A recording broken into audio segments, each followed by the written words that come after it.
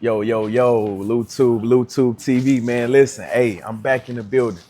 But check this out. You know I gotta give the greatest introduction of all time, y'all. Yeah. So right now, this brother I'm sitting here with, man, we're gonna talk about a lot of things today. I got some questions. But when I say somebody who came from everything that you could think of, you know what I'm saying? Everything that you could think of, to the streets, the music, family, friends, losses, different tragedies in his own life. So much. But let me tell y'all something before we Yeah. even get started. This right here is what happened when you believe in yourself and God believe in you. Yeah. Now, Yeah. now. I know a lot of y'all know the face.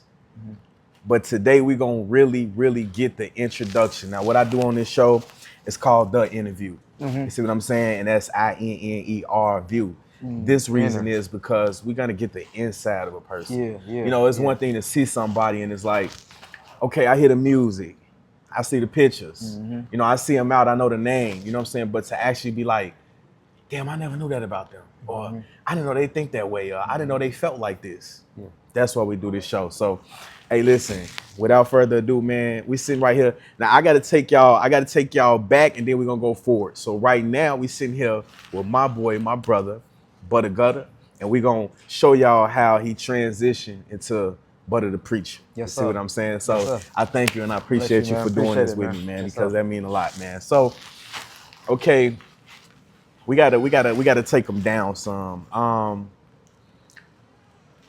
Talk to us about your childhood. Yeah. So, you know, coming up in Gary, I mean, many of the people that I grew around had kind of, I say, rough childhoods. Right. Due to the fact one of the components that I say could contribute to that is not having a father inside the house, Okay. or fatherly figure. I'll say even at that, but it was good when it came to the love I got. Right. I was raised on love. Okay. Some people that I was raised around was raised on survival. Right. We learned how to survive, but I believe the love was what kept me, you know what I'm saying, with a great foundation on how to really treat people, how to care for people, and how to look out for family and one another, and just how to have a heart, for no matter who you are. Okay. But Okay. it was the struggle from Section 8. We stayed in the home, on welfare, Okay. food Wow. stamps. Back then, it wasn't the card; it was the paper stamps. Okay.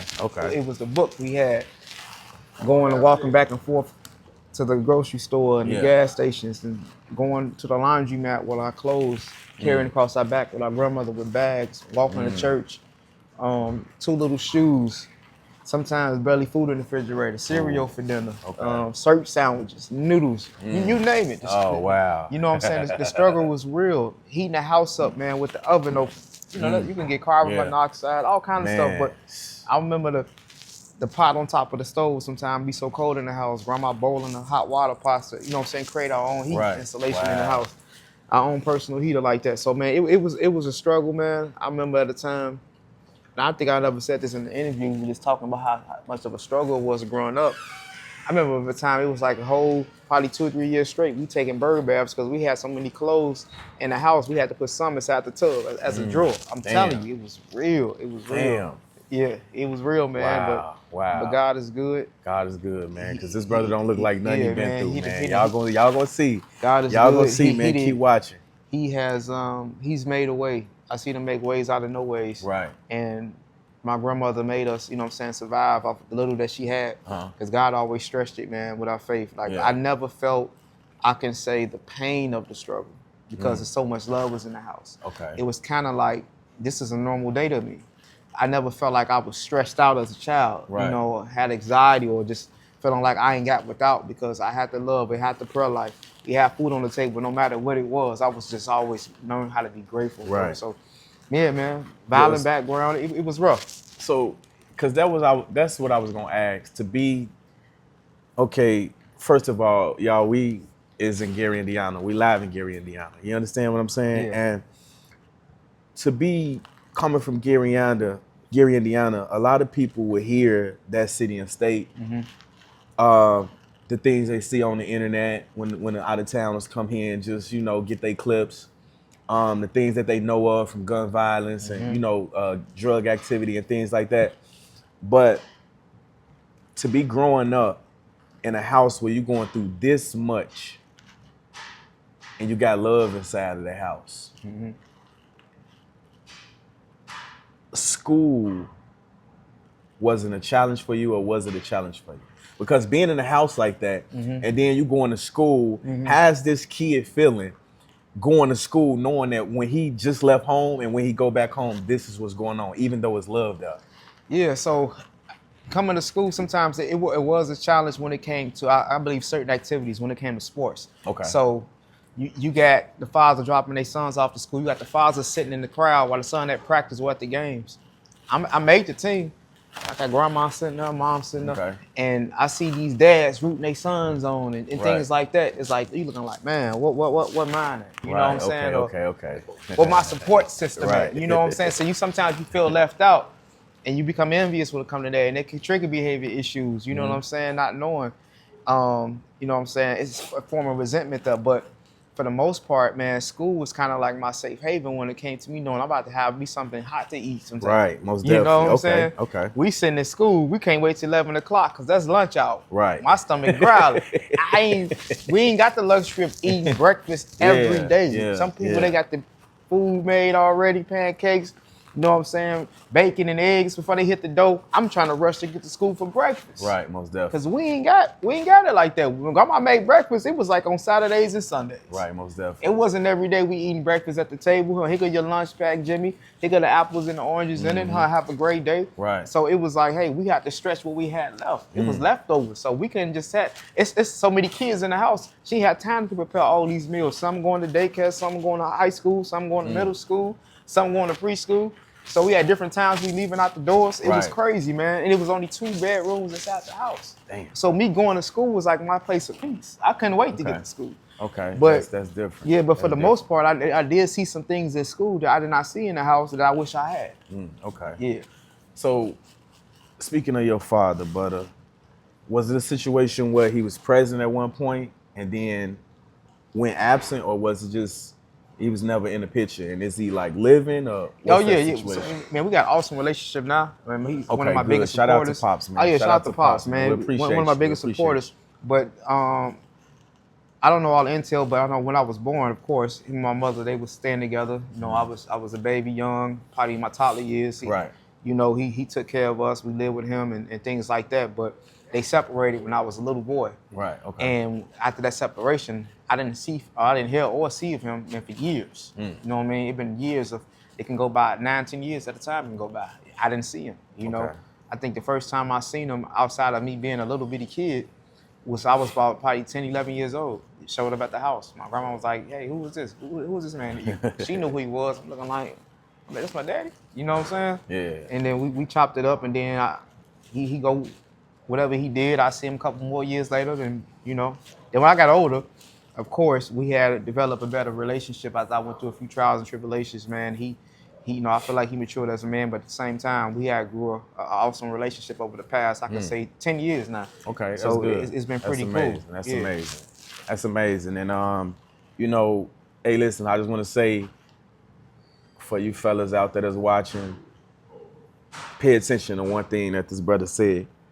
No matter if you can't, wasn't, or isn't able to be in your child life during this certain time, that don't mean go to rest. You know what I'm saying? That don't mean that you failed at all. As long as y'all both still alive and breathing, able to walk, talk, see, hear, listen, and understand each other, it's a way to shape that relationship and better it and fix it. You see what I'm saying? Yeah. Don't leave it broken. You know what I'm saying? Don't leave it broken. You know, don't ever leave it broken. That's not something that you should do. Yeah, okay. So, before we get off into some more questions, you speak on your grandmother a lot, your grandmother and your mom. Being in a household with your grandmother, your mom, in a 2-bedroom home, exactly how many kids was it in total, and what was they thing that they did that kept the house so lovable with no male role model in it? Yeah, so about 5 of us in the house total, but you can look at about 7, 8, or 9 Okay. throughout the week because she got her other kids, cousins coming over, staying over, neighbors' kids, you name it. So Right. it was a handful of kids, but about 5 stayed there that's actually at the residence on a day-to-day basis. Right, most definitely. 5 or 6, I'll say. About 6 of us on a day-to-day basis. Right. But what kept it so lovable, man, was just that, you know what I'm saying, she taught us how to be together, like no matter what. Right. Look out for each other. She got to go somewhere. She know ain't a father figure in the house. Hey, I need you to watch the boys, and you make sure that they got this and they got that. So we had to be like I could say like a co-parent with her Right, at an most early age. You know, Most looking definitely. out for one another. Hey, he about to go to the store. Make sure you go down there and make sure he get what he got to get. Hey, he about to go to school. Walk him to school, whatever. Go pick him up from basketball practice. Right, most definitely. You know, make sure he don't come by himself. Wait on him. You know, so it's always wait on somebody. Go do this for them. Always do whatever y'all do together. He about to go ride his bike to the park. Hey, get up and go here. You know, cut the game off. Go with your brother. Go with him. So just looking out for one another, and then just bringing prayer inside the house, teaching us how to pray in the middle of storms, taking us to Sunday school, taking us to church. Yeah.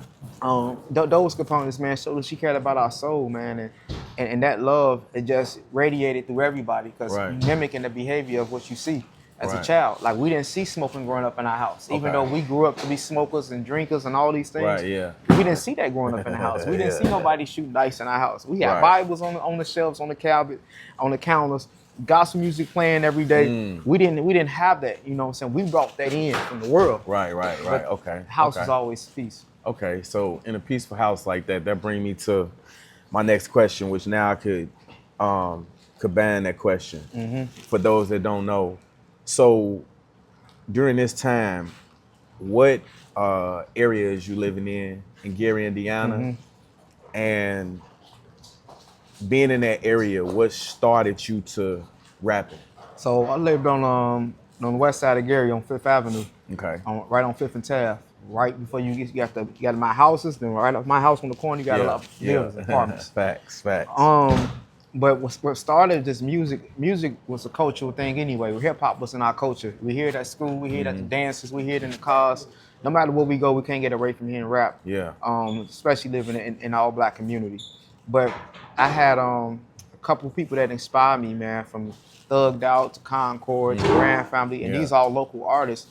But when I got to hearing the 50 Cents of the world on the radio and people like him and the Tupacs growing up, it just inspired me to like music. Okay. I didn't really start writing it until I got about, I believe, 11 years old. Okay. Just one day messing around with me and one of my friends, and I said I had a way of rhyming, and I liked how it sounded. We recorded on the cassette tape, and when I heard myself, man, I became a fan of who I was. Yeah. I'm like, man, this is nice. This tight. That's you know amazing. what I'm saying? I wrote a song called Route 99. I didn't know what I was talking about. But I was talking about whatever it was Route 99. That was the path that we was on. And after that, man, I just had a bug that bit me.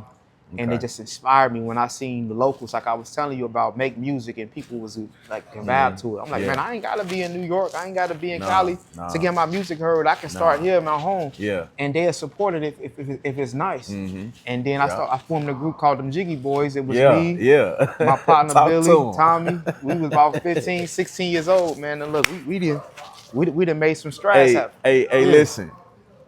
Now, some of y'all, I ain't gonna offend y'all when I say this, but just sit down for a second. Some of y'all wasn't outside during this time. Absolutely. You know, this when everybody couldn't be popular. You had to be that or you wasn't. You wasn't. You know, no Facebook. This wasn't no internet, none of that. Yeah. You know what I'm saying? You just had to be that dude or that girl. If not, or you had to stand next to people that was there. People will validate you through that, because it's like, all right, you somebody if you hanging with them. Yeah. The Jiggy Boys, man. Oh man. Go ask somebody. Yeah. You ever heard of the Jiggy Boy? Man, you know about, go ask, man. These boys was really like, and listen, let me say this.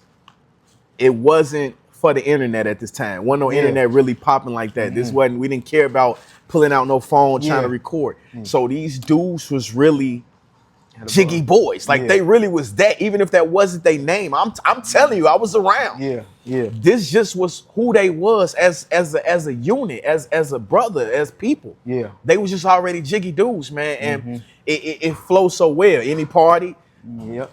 Listen, man. Yeah. Hey, look, you weren't there, so I ain't gonna yeah. even get off in there. But if you was there, you know what was going on, man. You know what I'm saying? And yeah. Hey, listen. Yeah, you know what was going on. These That was was back dudes, when man. it was Soldier Boy era, and there was D4L, you had Facts. Jiggy Boys there. So we had a good time, man. Facts. Yep. So, along the way, I hear you say how y'all brought things into the house. Coming from a home full of love like that, rapping, going to school, appreciating the things at school that wasn't so much at home as they were at school. Yeah. What do you think led you into the streets? I mean, where I was at, it wasn't too many places that you can go. It was like by default, you're already in the streets. Yeah. But yeah. you might not be in the streets. You might not be involved in these things, but you are around these things by default. Yeah. You know, you cannot get around where you live. This is Fifth Avenue. It's a murderous spirit in this area. It's drugs being sold in this area. It's prostitution. It's sex. It's drugs being done. It's fights going on. There's war going on. It's gang violence. Yeah. And I mean, you could be in it or you can walk around it, but you still can be. Yeah, you still can be hit by it. You know. So if you I'm got to really adapt. Yeah. So if I'm gonna be hit by it, I'd rather be hit by it knowing that okay, well, I'm on the front line for it. Right. Yeah. I got in it. I got in it. So I'm gonna defend myself, and but it was more of a brotherhood. At 14 years old, man, I was initiated into a vice lord gang. Most definitely. So it was called IBL, Insane Vice Lords. Okay. There's different branches of it. But that was one that I seen that was around me, guys growing up into my street. They was heavily involved in it, and I looked up to these dudes like role models. You know, these guys was like kind of like fathers because these are the only men I seen on a day-to-day basis. And they was like showing me, yo, we call it love. Hey, I need $1 or $2. Ice cream truck pull up, they buying all the kids. Most definitely, things I wanted, huh, man? Hey, I got your little bike, little buddy. You want this bike, huh? Yeah, da. He probably took it from somebody, but he gave it to me because he see I ain't have it. You know, so everything you could think of, man. What size shoe you wear, huh, man? Wear my size. I get these to you. Yeah. So you name it, man. These guys looked out for me, but for the most importantly, I seen these guys look out for one another. Right. And it was like a brotherhood there. Yeah. And me having brothers, I'm big on brotherhood. I'm big on family structure. And when you get into it to be violent, like I said, I got into it just for the structure that I seen. Yeah. But being in that, of course, it led to other activities, man, that wasn't good. Right, most and definitely. when you in it, you in it. You know what I'm saying? Yeah. Hey. Yep. He said it best on a song, man. Y'all go look it up on YouTube. That boy said, man, if you out here, then you out here. Yeah. So you out here, then you out here. and that's a fact, man. And at that time, when songs like this was being created, being performed, hey, listen, man, it was really going on like that. And, you know, we talking 20, 30 people on stage, you know, for Butta, whole crowd for Butta. You know what I'm saying? And I'm sitting here telling you right now, this dude right here, one of the most creative and coldest Man, bless you, bro. rap artists from Gary, Indiana, in our era, our age group. And it's a proven fact. This dude went and done freestyle battles against so many people. Oh, yeah. And he won. Oh, I remember that. You know what I'm saying? Y'all, I'm telling y'all, bro. So if you're gonna say you hot, you're gonna say you cold, you're gonna say anything like that, I'm telling you, he really proved it. Yeah, you have to go through that. In front of stage to stage in front of different artists that just thought that they was these persons. But along the way, when we talk violence, we talk, and let me say this before we continue. Y'all out there, y'all watching, man, these are stories that was in the past that already took place. We're gonna talk about the present and we're gonna talk about the future. But I just wanna say, you know, no matter your condition, no matter your situation, man, you know, believe in yourself, keep God first, rise above. You don't have to join a gang. We're not pushing that out there. You know what I'm saying? If you just happen to be around it already, and that's just your lifestyle, learn what you can learn from it, but find a way to be able to go somewhere do something better so that way you can help change and save the lives of the people who you are in that gang with or affiliated in that gang from. You know what I'm saying? And that's just peace and love. But so now we here. You got the music, you got mom's, grandma, no father at home yet. I want to take them to a day that a lot of people was like, myself included, was disturbed. Yeah. So let's just talk like about the first incident when you and I don't want to say his name unless you want to bring it up. DeRay. But DeRay, okay. God rest his soul. Condolences to his family. Yeah. When you and DeRay had that incident that happened, tell us what y'all day was like before this incident happened. Yeah. We don't need to know, the rest, but Yeah. take us through that day that happened and then the situation that happened. Yeah, so that day, man, it was December 21st, almost 15 years from the day, ironically. But it was I mean, you wake up some mornings and you could just know you're gonna have a good day. Yeah. You woke up some days and you feel like today's gonna be a crappy day, a bad day. But that day I woke up, it was like I had a dual spirit. I had a feeling that I was gonna run into something, encounter something that was gonna be powerful. But I didn't know if it was good or bad. Right. Out of something that's powerful was gonna happen today. And then I had a sense of sadness over me, like a sorrow feeling for whatever reason. But I remember that day I woke up, I got a call from my partner I was talking to, and he was telling me that I think it was the day before that one of our friends we know, sister had got killed. Okay. And I'm like, man, that probably was that feeling of sorrow I had. You know, like, man, I know I felt something was off, kind of like today. And I was thinking about that. I was like, wow. And it was a young lady that had got murdered. So long story short, man, throughout the day, I go about my day and, and hope and expectations, like hopefully this will be an amazing day. But I still had that feeling of something that was around me that was not right. Okay. You know, it's like the spirit of discernment. Like that's like one of my indications on pretty much when I knew God gave me that spirit of discernment, you know what I'm saying, at an early age, but this one was thick. It was in the air, it was in the atmosphere. Right. You can feel violence around you. And even not just that day, but leading up to that day. Yeah. That week, I think it was a day or two before, it was at nighttime, I was walking down Fifth Avenue. And this time I stayed in an apartment on 5th and Hayes. Okay. And I'm walking, it's probably about 1 o'clock in the morning. I'm walking just from one building to the other. I looked behind me 3 or 4 times. It felt like something was chasing me. I didn't know what it was. It felt like it was a dark entity. Right. And me thinking about who I was, things I was around, spirits I was around, the things we was involved in, it's like, man, you don't know what's going on. Yeah. But I'm like, I got to watch my back. I got to watch out. But I can feel the death angel, you know what I'm saying, already trying to show his way in my life. And at that time, I was in prayer already. You know what I'm saying? I was in prayer that God covered me, protect me, whatever it is, you know what I'm saying, push me through.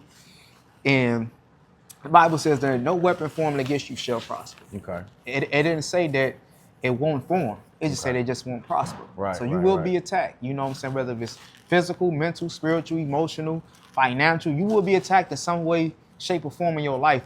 But when you got belief and faith and trust in God, God got a plan for your life. Whatever it is, it will not prosper. That means it will not have the victory over you. You might go through that pain, but there's going to be purpose in it. You might have those tears, but there's going to be some joy coming afterwards. You're going to have a story to tell after this. This is not the end of it.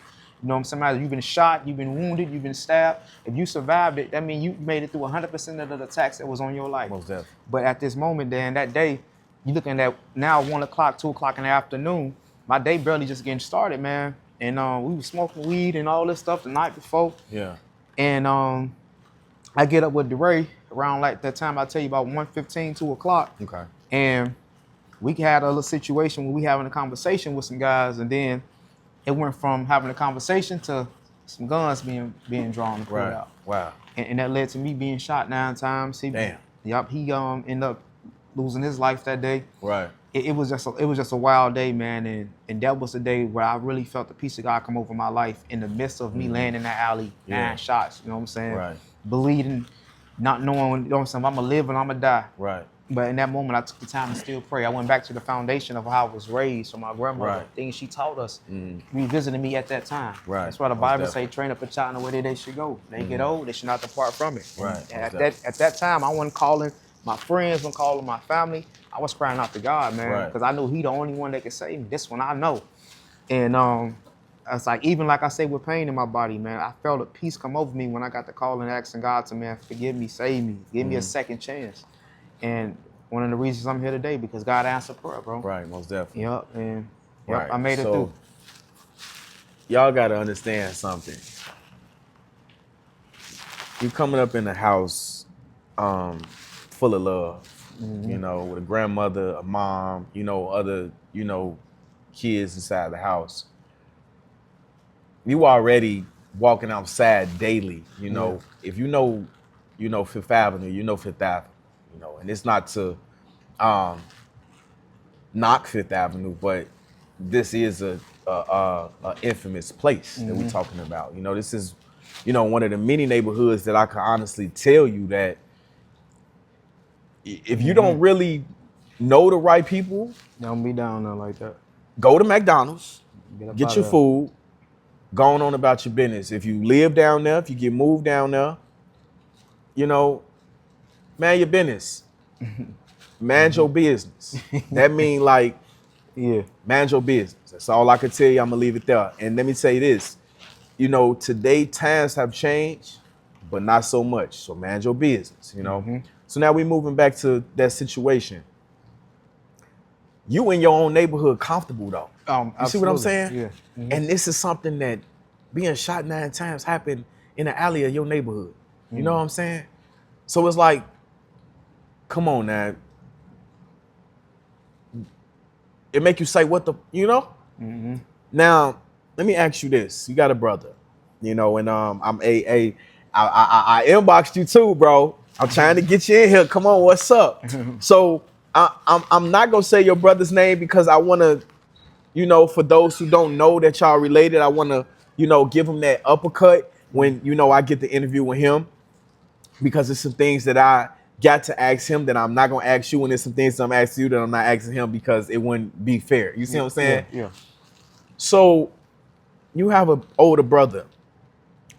Do you think growing up with a brother like this, do you think it was a certain image that you had to have being that this is your older brother?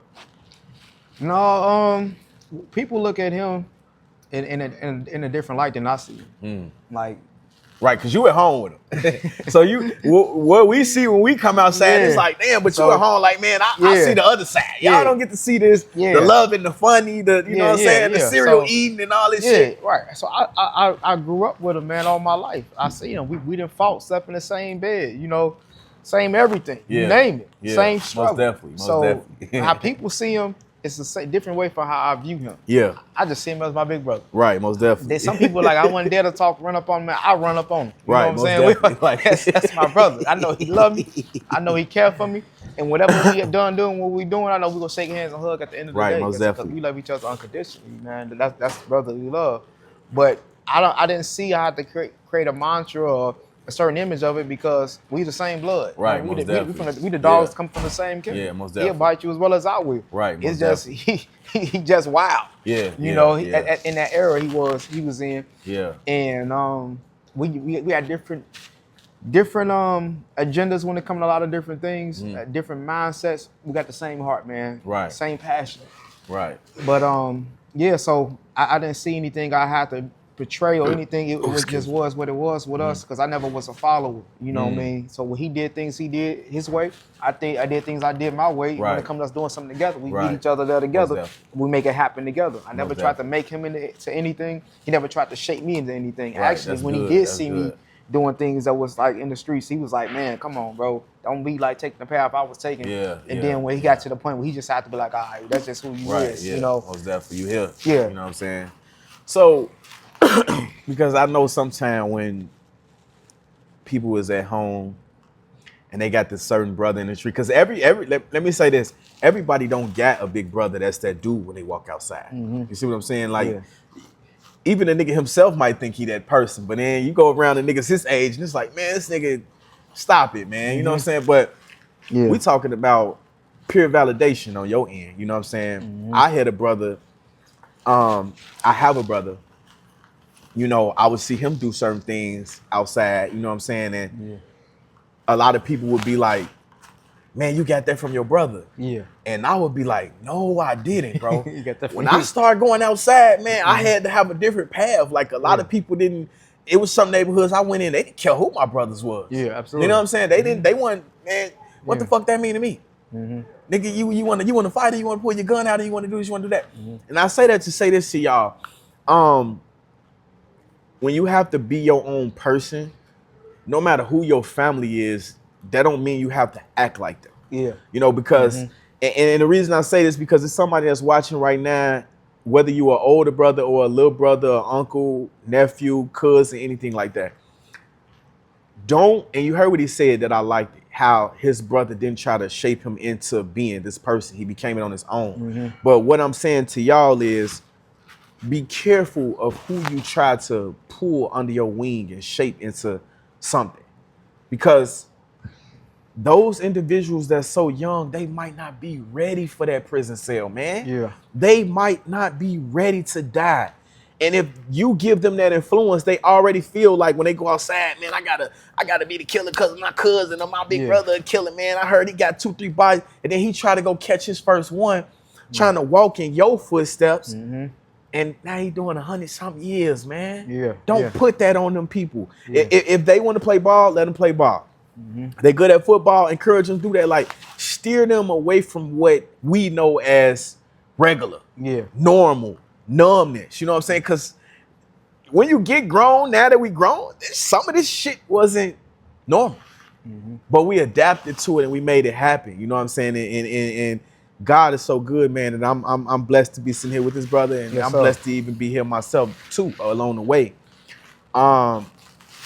So now we talk the transition.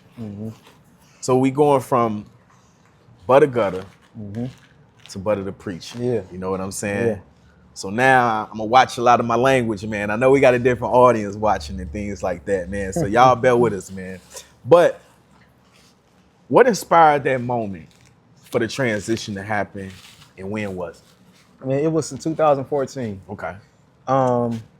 I mean, I was just inspired just by the Spirit of God. I believe it wasn't anything that I wanted to do. Right. Because if it was up to me, I'd still been doing what I've been doing, what I was comfortable doing. Most definitely. People don't understand the perils of preaching. That's the job, man. Look, it's one of the hardest tasks. It's one of the most unpredictable tasks. You never know what you're going to do. Most definitely. You never know when things is going to happen.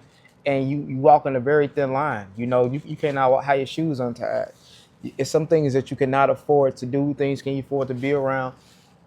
People you can't afford to even connect with based off the kind of relationship and the things they get involved in. But when it comes to me, man, it's like having the heart of Christ. No matter where I'm at, I don't exempt anybody from having like interviews. Some guys like how you talking now. Yeah, it's profanity, but I know we gonna get better as we continue to progress in it. Most definitely. But it's things that some people have some kind of stigma, like they too holier than thou. Right, you know right. I always heard somebody say, man, don't be too holy that you know earthly good. Right, most definitely. You know what I'm saying? You gotta reach the people where they at. You know what I'm saying? You can't be on just preaching platforms. You gotta be on secular platforms to get the gospel out. You gotta reach the lost. That's the goal. I'm not trying to say folks already saved. I'm trying to reach people. I got a street ministry, so I call myself the pastor of the churches in a lot of my songs and things like that. Yeah. Because I wish I had a pastor that was there for me when I was in the streets. Right. That can just hop in my building and say, hey man, y'all put the pistol down, put the weed down, I got a word for you. We didn't have that. You know what I'm saying? We have people telling us, come to the church and get it. Nah, bring the church to me. If you see I ain't coming, Jesus went out there, you know what I'm saying, in the highways and byways and walking through the Samaritan towns and meeting these people who wasn't involved in trying to make it to the temple. He came to them. Yeah. So for the most part, man, it's been a challenge with the transition, but what inspired me was that I see that it was a need for it. Right. You know, it's a need for me to accept my calling. If I want to live, if I want to be abundant, if I want to walk in my purpose, I have to accept the calling that I got for my life. And whether that's preaching, whether that's being a carpenter, electrician, whatever that looked like, I was ready for it. I didn't actually think it was being preaching, but I knew God had a calling for my life. Right. And I was tired of running from it. What I done been through, But I done made it and survived, I know it was not just for no reason. It wasn't just to get on the stage and rap about guns and violence Right, in most vain, definitely. Facts. talking about murders and things like that. So 2014, I came at a crossroads point at 25 years old, like, man, what I want to do? Because I felt like I'm not fulfilled. I felt empty, man. I felt like money ain't making me happy. Women ain't making me happy. The liquor ain't making me happy. Like, what is it that it is that God got me to do? Yeah. You know what I'm saying? I went outside of myself. I like, got to be something outside of me that has the calling for my life. Right. And I just, one day, I just tried God. I said, hey, I prayed this prayer. I tell you all the time. I said, I prayed the prayer July 24th, 2014. Right. I said, God, whatever it is you want me to be, show me not be it. Mm-hmm. I said, whatever you want me to do, show me that I do. I said, wherever you want me to go, show me that I go. In essence, that was just a prayer of surrendering. In other words, saying, God, have your way. Right. Whatever you go do, just do it. I'm signing up for it. I want the plan to be fulfilled, and I'm ready to step into whatever you got me to step into. Okay. And that was July 23rd, 2014.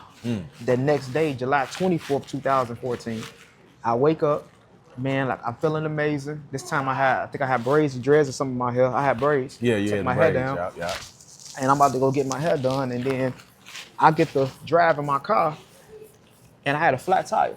And remind you, I just prayed this prayer. I feel like I've been at the crossroads for the past month in my life, figuring out what it is I want to do with my life, and I prayed this prayer. And this flat tire, I get out of my car. I said I need some Fix-A-Flat. One of my guys, my homie Bobo, he pulled up on me. He took me to get some Fix-A-Flat from the gas station. Bo brought me back. And what's funny is that he the one that asked me, hey, man, you want me to do that for you? I'm like, nah, man, I got it. And I got to put the Fix-A-Flat in, and I tell him, man, he can go home. He can pull off. I got it. I'm about to put this Fix-A-Flat in, man, and I'm going to go ahead and hop in the car and do what I got to do. As I put this Fix-A-Flat inside my tire, boom, I get hit outside of my car. Damn. By a drunk driver driving a truck. I wake up on side of the road, knocked all the way across the street. Face, man, I literally hanging out the socket, jaw broke, blood everywhere. Man, that's why I got scars on my face. But Damn. they tell me I was hit by a drunk driver. I get airlifted to Christ Advocate Hospital in Chicago from Portage. We're from Gary, Portage, County Line Road. And I flatlined in the helicopter. They brought me back. They asked me questions. They brought me back in the hospital. They got me on that stretcher. They said, man, what's today? Checking my cognitive. Like, what's your name? What was your head? Do you remember this? Do you remember that? Man, The first thing I told them was that I was a preacher. First thing I told them. I said this in all my interviews. I said, I am a preacher. Damn. I never preached a sermon a day in my life. I didn't even know what the Lord my shepherd mean in the Bible. I ain't know nothing. Right. But I just knew I was called. I said, God just allowed me just to make it through what I just made it through.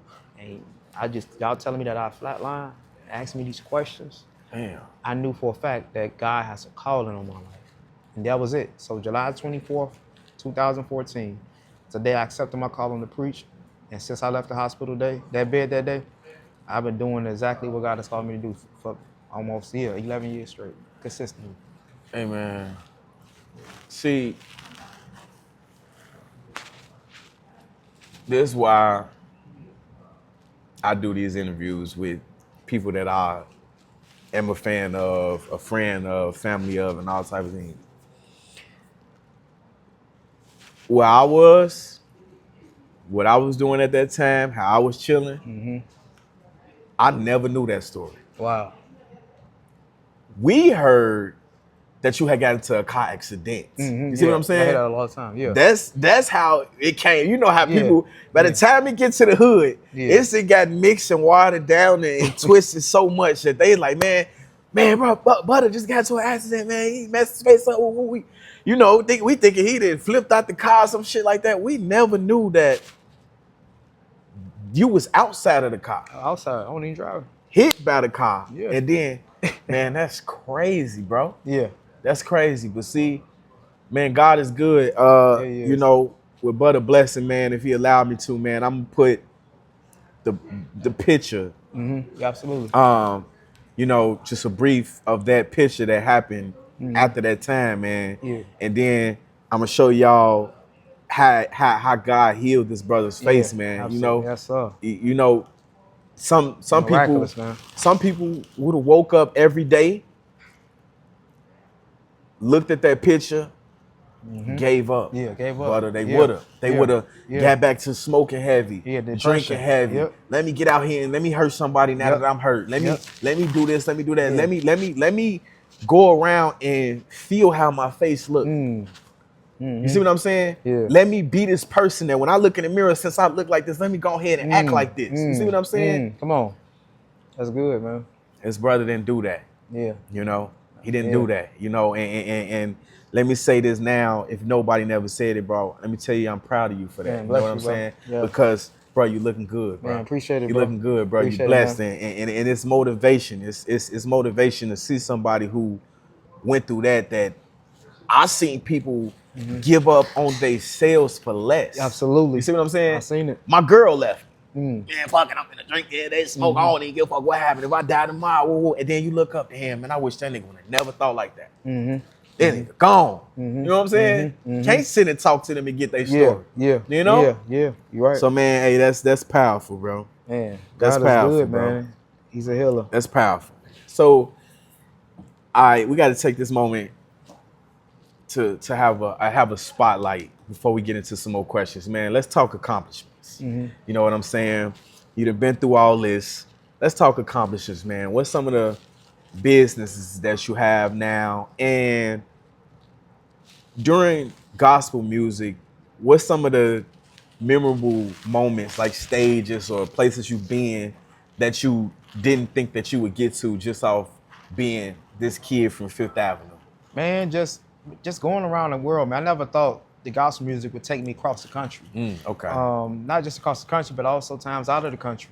Okay. A couple of weeks I got to go to Bahamas. That's Bahamas. Yeah. you know. All I right. do a concert out there on the island, so I'm taking Fifth Block all the way to the island. Yeah. I did shows, man, in Hawaii, man, from Denver to Miami, Atlanta. I'm talking about award shows from Ohio to, man, you name it, man. It's some places that God has took me to, Philadelphia, tour shows, to do a lot of things, man, to reach a lot of people, So, man, to do this with the gospel music is just like, I never did this with secular music. It was more of a local thing, local name, local brand. Yeah. But this right here, man, has took me across the world, Wow. man, to be a blessing in so many ways. Yeah. I done graced the stage with a lot of great artists.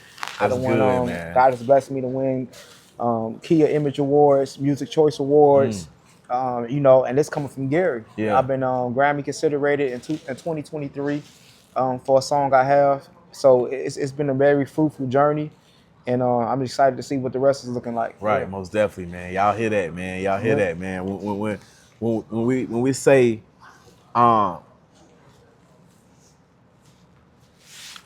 believe in yourself, man, and then when I tell y'all how God will believe in you, man. Y'all heard what he just said. Now, during your journey with Christ, I seen you baptize some close friends. Yeah.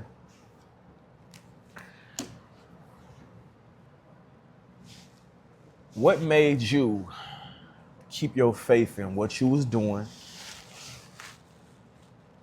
and keep your faith in God when some of these individuals you baptized lost their lives to gun violence? Yeah, absolutely, man. So really keep my faith is seeing, the change that the word has on people. Even in some situations, you look at it as some guys had died. It was bittersweet to me knowing that he had a chance to know Christ before he left. Okay. He didn't die in sin. That's He good. didn't die. You know what I'm saying? good. I don't feel like, man, I wish I would have baptized. Yeah, I wish I would have yeah. had a chance to introduce Christ to him. And I feel like all those moments God had divinely set up for them to know me already and be a part of a preacher and a pastor who cared for them enough to bring them in because he knew what would happen 3, 4, 5, 6 years from now. He knew what to apply. He knew it already. Yeah. So I look at it, I'll be more amazed by God, like, wow. Like, you allowed me to be a part of this man's salvation. Yeah. You know what I'm saying? To make sure Most that he definitely. knew you. Because those who didn't have an encounter with, who I had love for, who I feel like, man, I wish I would have did more. Yeah. You know what I'm saying? Yeah. You go die, at least go to heaven. Yeah, most we definitely. got to go one day anyway. It's not about how. Most definitely. It's not about, man, how old you live. It's about how well you live. You know. Okay. So the healthiest day in your life is a sick enough day to die. Right. Somebody can go out there, someone fall on top of their head, it don't matter. Right, most definitely. So for those who did die unfortunate premature deaths, I baptized them I'm glad that I had a chance to introduce them to Christ. But it's still sad to see that they didn't get a chance to fulfill. You know what I'm saying? I know something that they could have done and did even more greater works. You know what I'm saying? Yeah. So Yeah, that's good because you got a lot of people who and let me say this is why the good Lord himself might not call you to do what this brother has done. You know, he might hear me when I'm in the house by myself and I say, look, you know, God, I don't want to be the preacher, but I do want to be the individual that if I'm outside in the hood somewhere and something going on, give me something that I could say to these people that would change something about themselves. And if that don't work, how I see it will work through you, then let me introduce them to you. You see what I'm saying? Let me introduce them to you. I'm gonna go as best as I can and say, man, look, don't do this, don't do that. This going like this going like that, blah, blah, blah. And if I see that they just so damaged on the inside, it's like, all right, now I gotta take you to who I know for sure is gonna fix you. Absolutely. For sure. I can only do so much. But along the way, this is why he don't call certain people to do certain jobs, because I might have been the type of person that if I would have been in that situation, that I'd have baptized my friends, and then I seen that they would have lost their life, unfortunately, after that, it would have been like, man, you know what, bro, I ain't even finna do this no more. You know what I'm saying? I'm cool, man. I'm finna just chill. I ain't gonna get back going crazy like I was, but now it's like, come on, bro. You know what I'm saying? And that's how most people feel. You see, so we talking about not only having belief in yourself, but having the strength to keep going and also having the faith to keep walking, even when you don't understand that. Because you got to question yourself, like, how did I do this and then this happened? But you see how he's so healed about the situation. He's so confident in his belief in God and himself that it didn't tarnish the gold that God had placed upon you. You know what I'm saying? Now, let me say this before we move to the next question. How many friends did you baptize? Man, I done lost count, be honest with you. Woo, y'all hear that? Y'all hear that? Yeah, Now see, I done listen. lost count. Now, I'm gonna just challenge anybody that's watching. You don't have to be all holy, godly, or whatever, but I'm gonna just challenge anybody that's watching. After you watch this interview, the next time you get a feeling to say, damn, man, it's Sunday, I want to go to church, or it's Saturday, it's Friday, I want to go to church Sunday. Go to church Sunday. Call some of the people that you hang with, smoke with, drink with, whatever you do with them. Nobody here to judge you. Just go sit in there. Just bring them with you and sit in there. You never know what that little piece could do for somebody. We all sit around each other and we gonna keep this roll as if ain't nothing wrong, but you never know why a person's smoking so much. You never know why they drinking so much. You never know why they out here smacking women and, you know, trying to kill somebody so much. You know, I'm not saying that change is gonna happen that day. But it could start. So just keep that in mind, man. You know, and if you got 2 ears, I'm talking to you. You know? So now let's go here. You had 2 brothers. Everybody know and love. You know.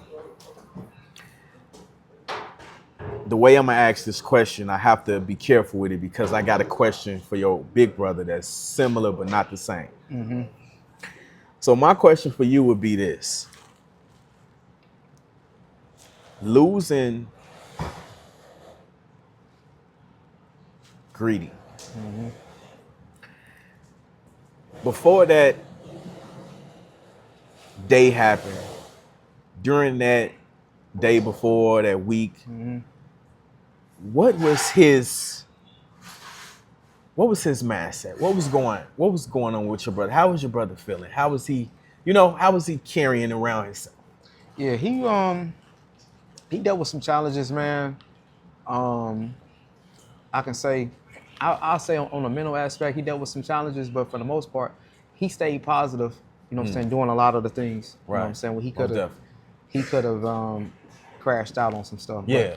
Staying positive, trying to get help in a lot of different situations just to get his mind back in alignment in the right place. Right. Sometimes you can be around the wrong crowd, indulging in the wrong things. It can take a toll on you mentally. Yeah. And he noticed that. So he went and got some help, man, mentally with some stuff in Indianapolis, came back home. and just do what he do. People knew him as, you know what I'm saying, upbeat, laughing, Yeah, playing. facts, most So definitely. I believe I used to get calls about him all the time. Like, man, come get your brother. He doing this, he doing that. Come get your brother, man. He Yeah. out here wilding out. He ain't leaving my house. He hanging out, playing around. But that week, if it's passing, man, I haven't even got a call about him doing nothing, being involved in anything. Probably like 2 weeks prior to. So it was kind of like my prayer was that he would get in alignment with God's will, Okay. you know, and walk in pretty much his calling or whatever that is, whatever Yeah. that looks like, and remove himself from that certain crowd that I was around growing up. Right, And he right. was still there, you know what I'm saying, Yeah. periodically, time and time, because he's got a love for his friends. Yeah. And, real one for sure. Most yeah, so definitely. definitely got a love for his friends. And so it was kind of like more of a robbery, a snatch when I heard that he got killed, Yeah. because it was for nothing, you know, pretty much for nothing. He wasn't trying to harm anybody. He wasn't out doing the wrong thing, Yeah. just at the wrong place around the wrong person. Right, most definitely. And that's how he lost his life, Yeah. you know. So be careful about the company you keep. The Bible say bad company corrupt good character. Yeah, most And definitely. you got to be very careful around the people that you're around, especially when they're indulging in things that can compromise their way of thinking, to make certain decisions that's critical that can affect your life. And that's Right. exactly what happened. It was Right. around somebody that made a bad decision and a bad choice. Right, most definitely. Yep, that led to his death, man. So, Yeah. So, you know, man, Greedy was a good dude. Man, good dude. I'm talking about good dude, you know. My condolences to the family and my condolences to Butta as he sit here, you know, even today, you know what I'm saying? Now, let me ask you this. In that same line, you lose a second brother. But how did he take losing Greedy?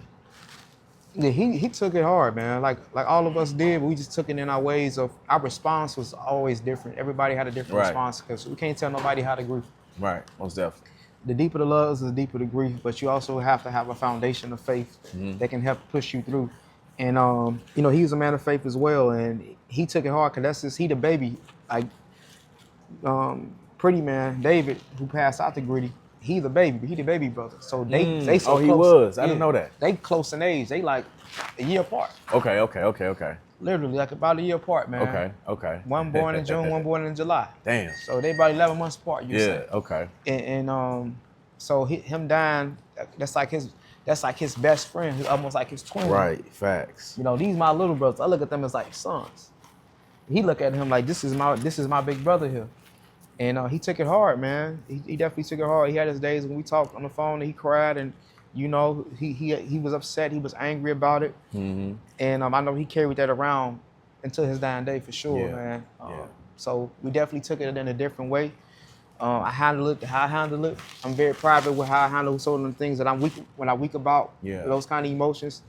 I didn't post numerous pictures every day reflecting Yeah. on things. I just had to internalize and process, man, what took place. Right, most definitely. Because I got my own traumatic experiences that I know how to handle it. You know what I'm Right, saying? most Over time, you're trying to know how to handle it and still have an assignment in front of you where you still on a life-saving journey, have to Yeah. save so many others from that same situation. But Right, at the same right. time, you have to process your own loss. So it's like, it's a dual journey here. You know what I mean? You got to care for yourself and at the same time care for others. Yeah. And he was just so soaked into the loss that I believe he also lost pretty much his way on some things. Yeah. And ultimately, man, he was robbed from his life as well. You know, gun violence, right in Gary. Right in Gary. He just left church. That was on a Sunday. Wow. Yep. Last sermon he heard preach was mine, man, that morning. Damn. Yep. And he was upbeat, happy, excited about the sermon. And then when he lost his life, honestly, man, I felt the separation when it happened.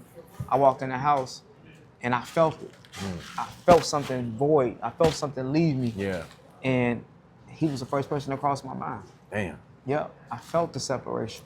That's crazy. And when I got a call probably 30 minutes later that he was shot, I wasn't thinking that he was gonna die. Right. He was shot 13 times by the police when he was 17 years old, 16 years old, and made it I through. remember, yeah. And now I'm sitting here like, all right, let's get to the hospital. I wasn't even thinking about he was about to die. Let's get to the hospital and see what's going on and figure out, you know what I'm saying, what took place, get you back, bounce back, Yeah. and get you up out of here, man. You know what I'm saying? Yeah. And we get there, we wait around for about almost like an hour or so.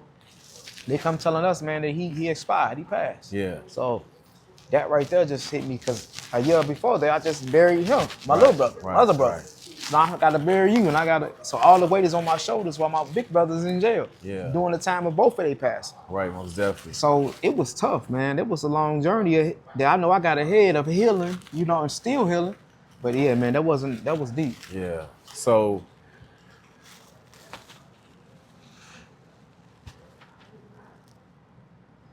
we lose two good individuals, man, that came from the neighborhood. Yeah. You know,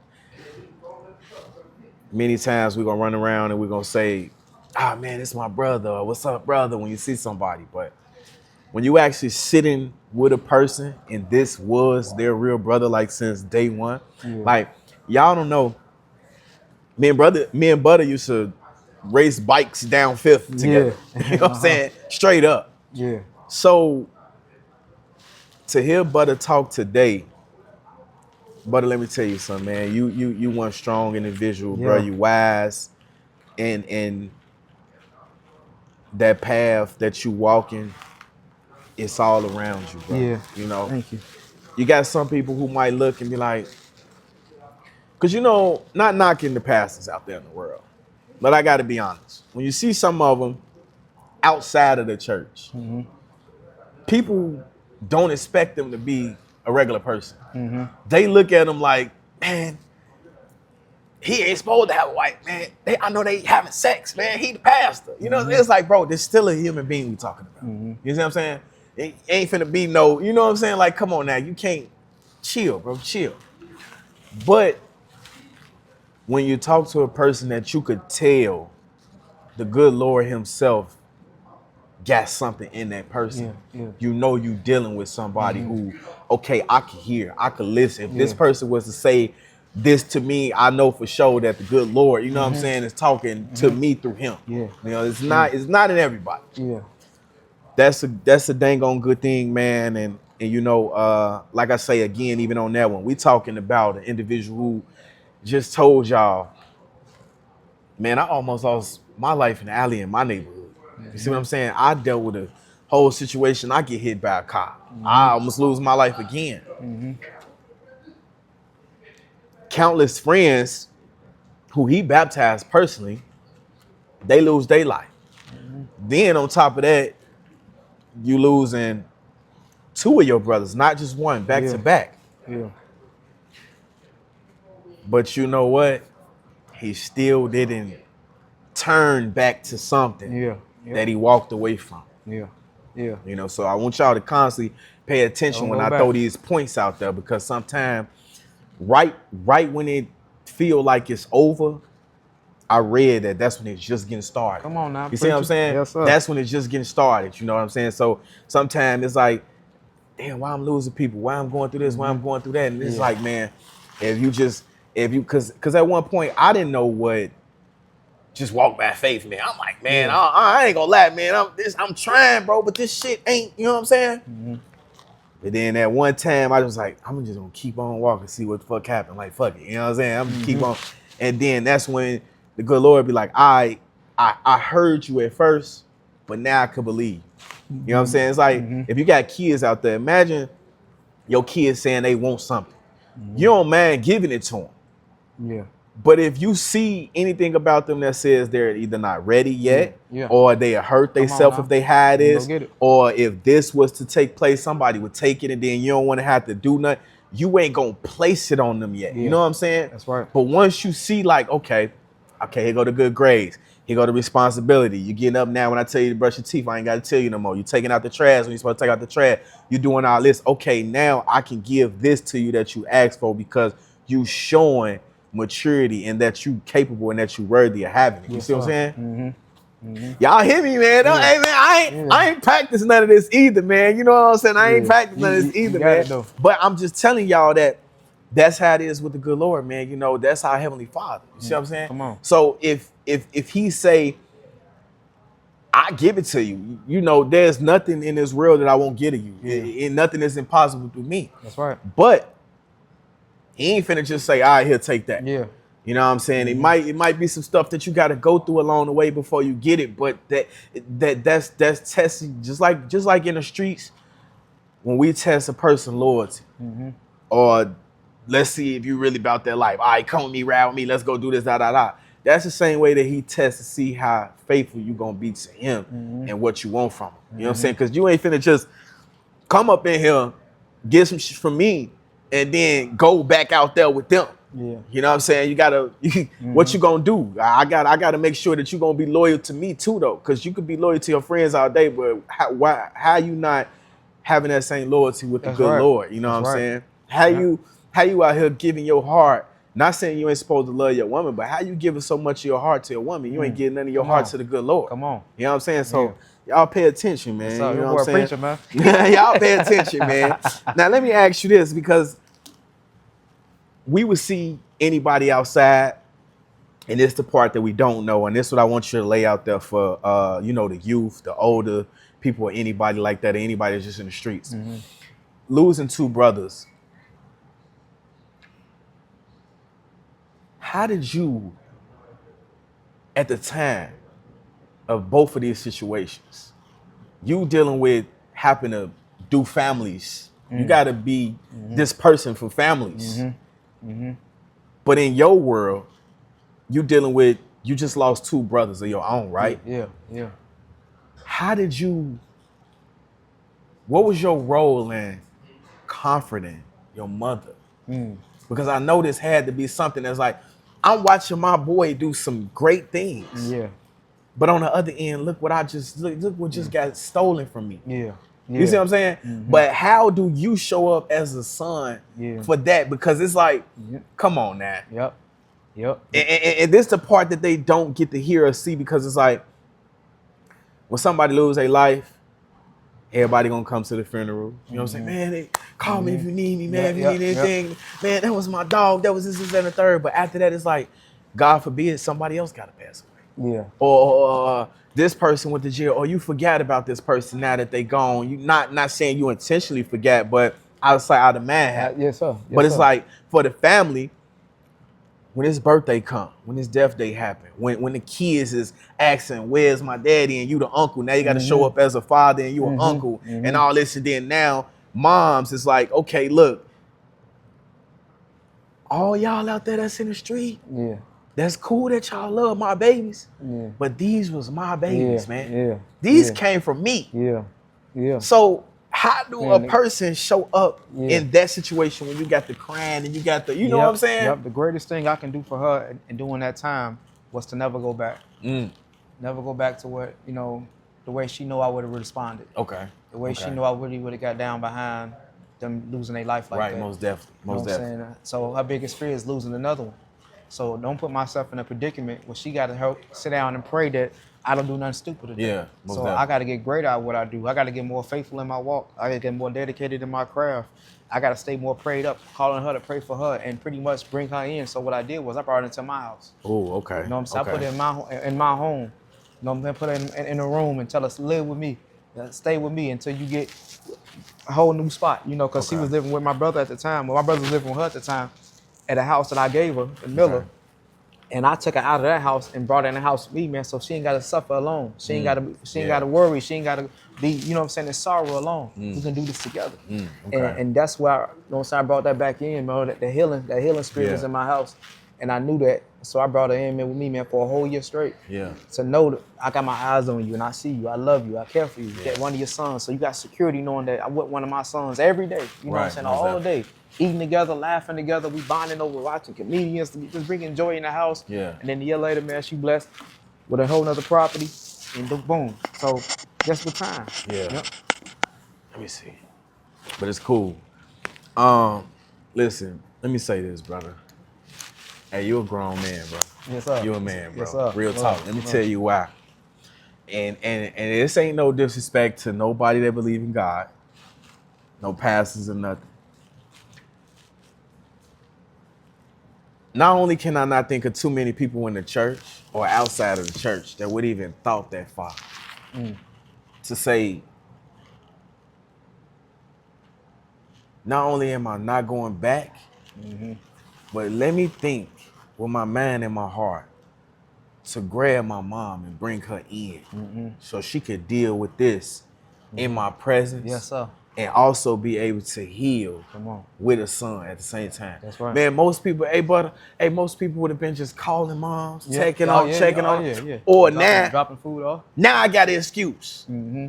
Man, these niggas, Mm-hmm. yeah, y'all, I lost my friends. Yeah. But these my brothers. Oh, yeah. Nigga, somebody finna have to kill me Oh, now. yeah, Nigga, what's up now? Okay, y'all know all this preach out the window. Yeah. Let me go do this and do that, and then I'ma sneak back to it. That's right. And then now you got the police coming when you in your nice suit on Sunday. Yeah. You know what I'm saying? And you think you finna do your thing, and you don't know that the streets talk so much.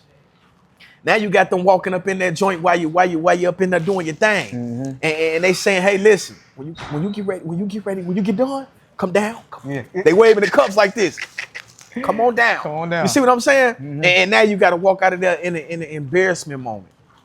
You see what I'm saying? To even think that father say, "Man, let me bring her in." That's.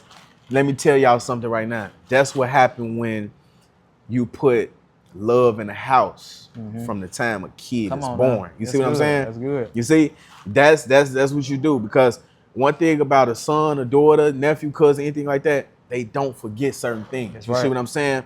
That love that he already had from the kid that we already talked about, it guided him to say, let me grab you. Let me bring you with me. You see what I'm saying? Hey man, that's heroic, man. And every day we don't have sons like that.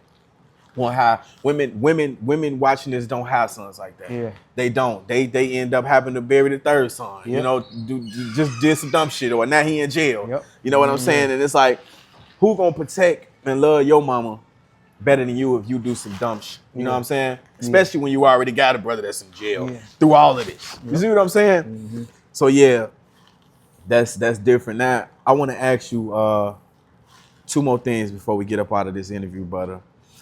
And I brought this question because I need to get to the bottom of this for the people at the crib, myself, and everybody else. Because I did a video a while back that did some controversy, you know what I'm saying? But I took it down eventually because I started learning something different. So I'm gonna ask you, since you actually in the church house. Now let me ask you this.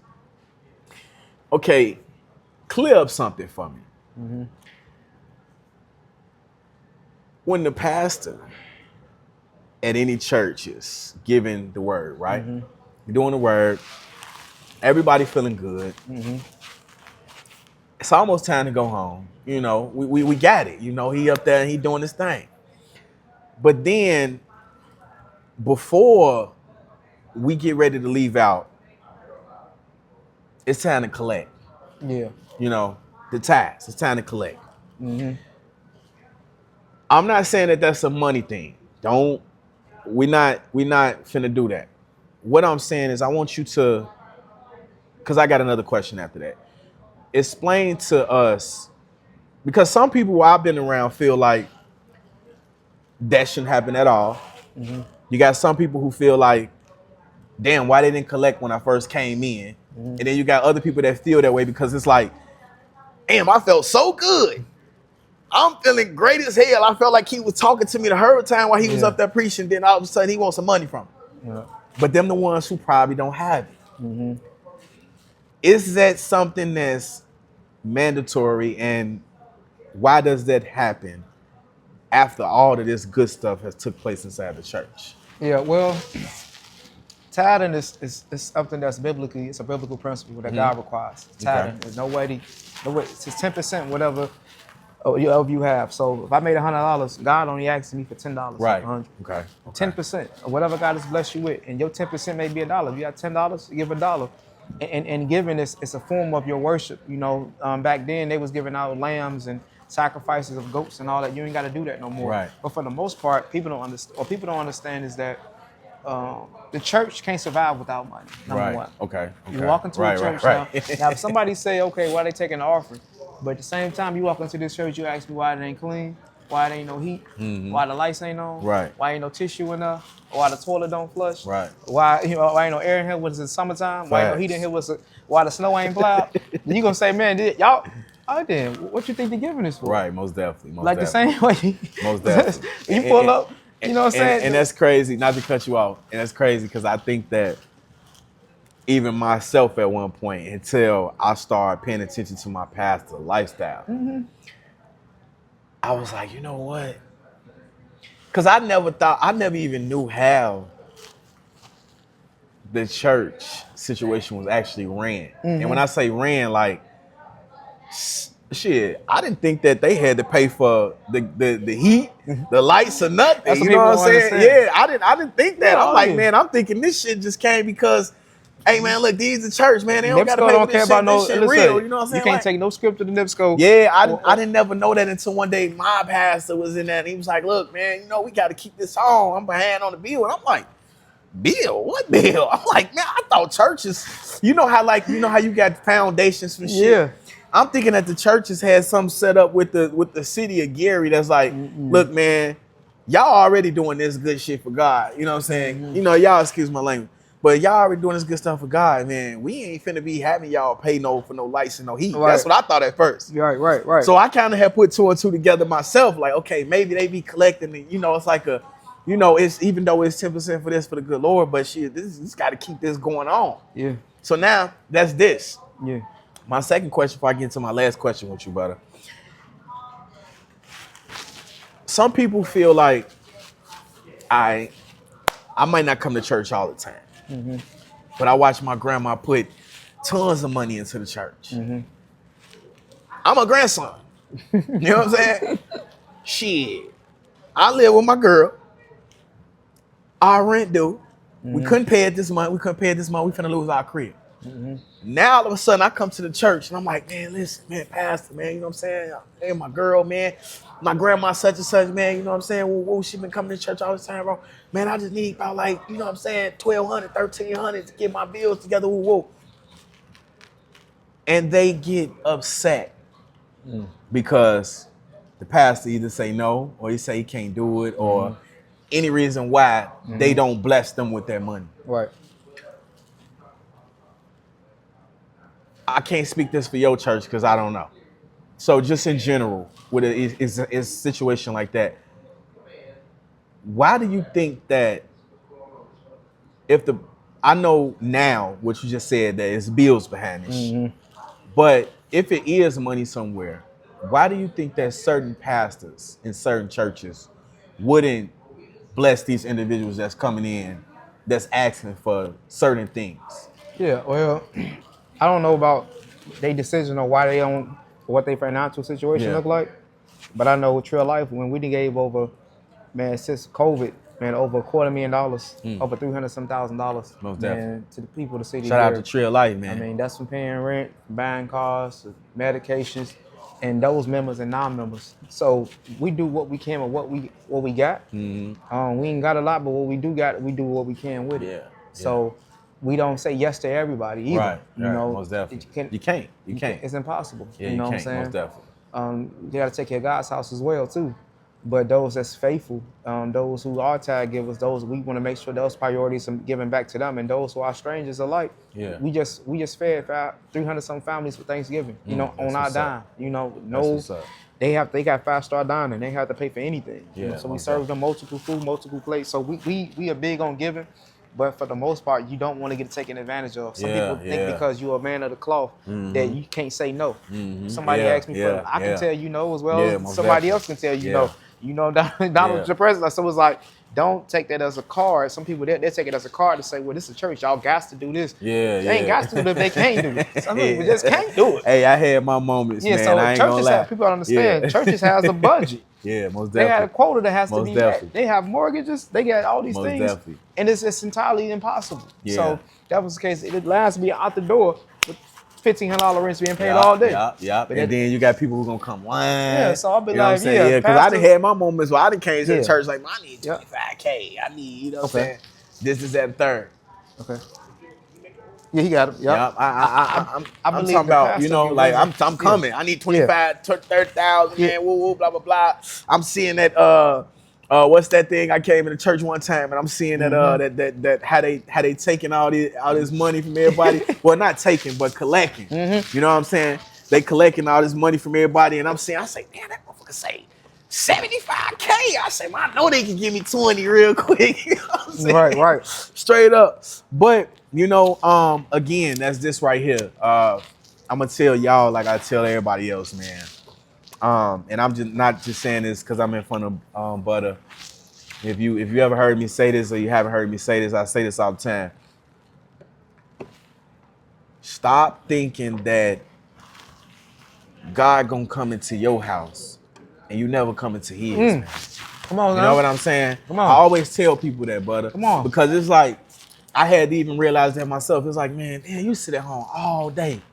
You know, it's kind of like that moment where you know how everybody done drunk too much, you get to throwing up, and now all of a sudden, you know, you ain't gonna drink again, and you calling on God to help you and pull your hat down and all this shit. That was good, man. Hey, say it again, man. You know, like, stop God, thinking that God is gonna come into your house and you never come into his. You know what I'm saying? And it's like at that moment, it's, oh damn, God, please, I'm so hot. Please, God, please help me, blah, blah, this, blah, blah, that.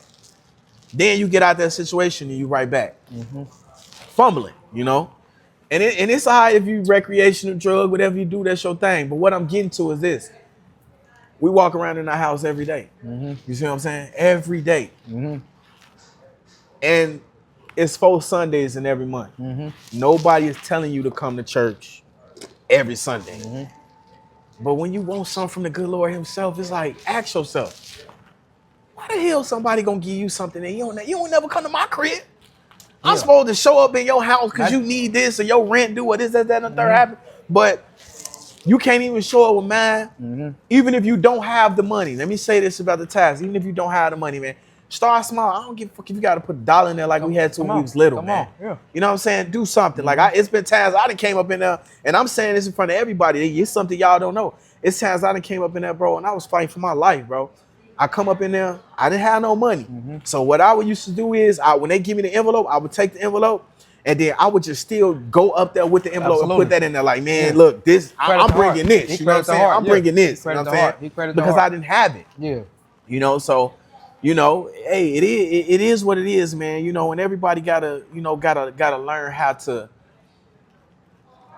If you need something or you want something, people will help you. But I learned this from struggling and falling off, bad business, all that. Y'all know, if somebody don't see you already taking the steps to help yourself, 9 times out of 10, why? Why would I? Like, be for real, why would I? Even if I am, you know what I'm saying? Even if I am in position or anything like that, you could have $1 million for a friend. But it's like, if I just see you laying down every day, not want to do something, not doing this, doing that, and then you come to me just one day when you get this bright idea, because you know I got some money. Hey, man, damn, man, all I need is a car. And, man, if I get the right clothes, this and third, man, all together, man, if I keep out like good little 15, 20K, I'll be good. Another little $5 grand for my pocket. And then it's like, stop it. Stop it, man. Come on now. So look, man, before we wrap this up, I got one last question and then we're gonna end this interview, man. Right now, it's music going around in Gary. You know, and if you don't have to answer it if you don't want to. But I ask everybody this, man. We gotta get Butta Gutter's top 5 rap artists right now in Gary, Indiana. In Gary? Yeah. Right now. Man, and to be honest with you, man, and there's no knock to none of them that's doing their thing. Yeah. I don't even listen to. If I had to name a top 5, it'll be those from the era when I was listening to them guys. Most definitely. Okay. You know what I'm saying? I don't even I know names is out there. Yeah. I'm not a fan of their music. I don't see no problem with them or nothing like that, but I don't go listen to their music. Right, okay. It don't have the substance I'm looking for. Right. Okay, You know, okay. It don't challenge me. It don't make me think. Okay. You know. Okay. That's fair. Yeah. That's fair, man. That's fair, man. So that's fair. We're gonna leave that. We're gonna leave that there. Now, before I end this interview, man, I told myself I was gonna do something different with this one, man, that we probably won't get with too many interviews. And it's not to put you on the spot or nothing, man. I know you can come off the top with something, man, because I want to just like get this from you. And then this gonna be that clip where it just bam, it goes straight off. You know what I'm saying? So everything was lovely doing this interview. And again, I definitely appreciate you 1,000% for giving me this opportunity to do this interview with you, man. You know what I'm saying? Let's wrap this up, man. For the people at home, you and myself, you know, the people we lost and everybody else, man, with a good prayer, man. Hey, what's With a up? good prayer, Yeah, man. yes, Let's sir. end it Yep. like that. Yes, You know yeah, what I'm God, saying? God, we thank you, Lord, for this time. Thank you for this moment. God, I thank you for my brother bringing me in to get to enter me. God, to be more into you, to help somebody, God, receive you in a way they never received you before. God, I pray that you bless this platform, God, right now in the name of Jesus, to excel it and expand it, God, all across YouTube and every platform that he will put this on. God, let this be a word to somebody. Let it resonate with them. Let it hit their heart. Let it hit their house. Let it hit their spirit and their mind to see change, God, and transformation. Let my testimony not fall void, God, but let somebody be inspired and encouraged by it, knowing you the God of a turnaround and you are God of a second chance. God, we pray for everybody that we have lost, the families, God, their hearts that's grieving. Give them comfort, give them peace that surpasses all understanding. God, thank you for this man. Thank you, God, for giving him the vision. Thank you for giving him the wisdom and the knowledge to put together this show to be a blessing, God, to his people, to encourage and inspire them, to show them the good things that you have done and the testimonies that you have given me. In Jesus' name, bless only as you can. That somebody could draw closer to you after this interview. In Jesus' name, let them share it across every platform. Amen. Amen. Yes, sir. Yeah, I Yes, sir. appreciate Love you, you, brother. bro. That's what's up, Yes, man. sir, man. Bless y'all. Facts. That's what's up, man. Dope. Dope, Yeah, that's y'all. gonna See be y'all. hard. Butter the preacher. Luciano.